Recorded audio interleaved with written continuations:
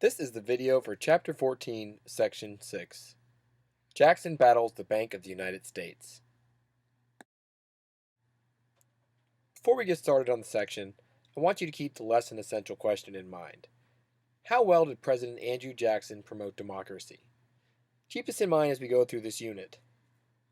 Now, as I play a video that goes over this unit, I want you to also keep these section questions in mind. 1. Who challenged President Jackson's stance on the Bank of the United States? 2. Why did President Jackson want to destroy the Bank of the United States? And 3. What did President Jackson support instead of a large national bank? I'm going to play the video now, and after the video, we're going to go over these 3 questions in more detail. For Andrew Jackson, the central question of his presidency was what he could do to prevent these average Americans from being exploited by the rich and powerful. The answer Jackson hit upon was to destroy an institution that he thought was giving the wealthy an unfair advantage. Its real title was the Second Bank of the United States, but Jackson's supporters called it the Monster Bank. Andrew Jackson dislikes all banks, he said at one point, but he particularly disliked the Bank of the United States as established by Congress after the War of 1812. The reason was simple. It had too much power outside of any kind of public accountability. The bank was an enormous economic institution.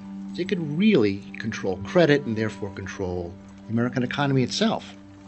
For Jackson, that meant that the American economy was being run by people who were not elected, that these unelected bankers had their hands on the levers of power and could control people's lives, their destinies, and indeed could control the political system itself.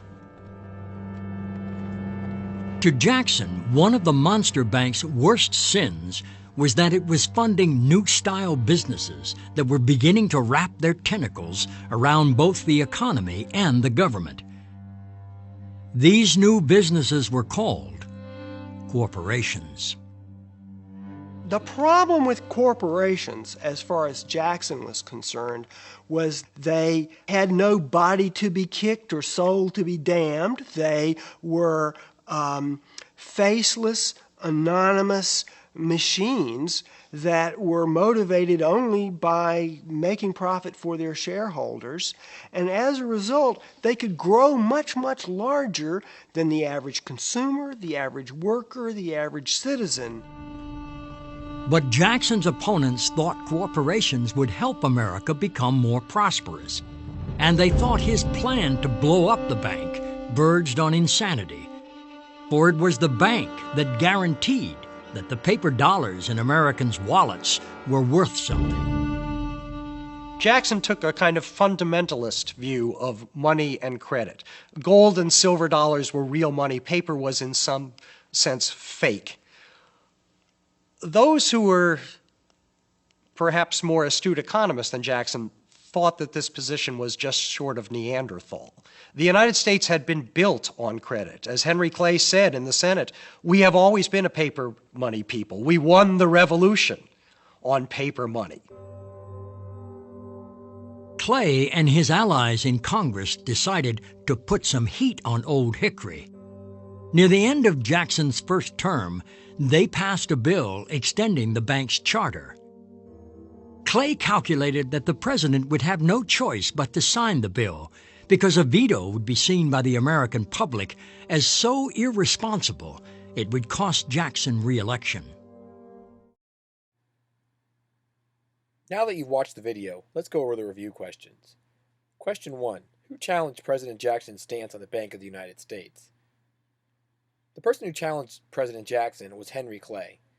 He was one that was for the bank and tried to keep the bank in place. Question 2.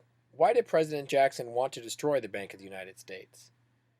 Andrew Jackson believed that the bank benefited the rich and didn't do enough to help the poor or the farmers in the country.